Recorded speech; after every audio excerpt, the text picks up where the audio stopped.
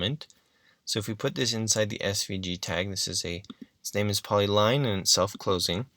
It has essentially the same properties. It has the points property, so it's very similar to the polygon element. It has a stroke. We could have put a stroke on the polygon.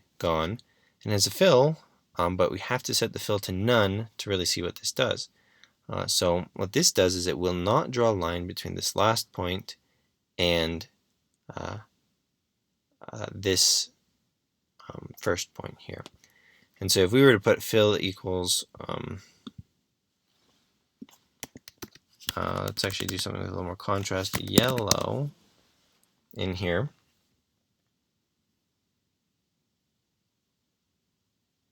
Okay, we can see that the line doesn't go back, but it's not really obvious, as obvious because we still have this fill that fills in from this last point over here to the first point.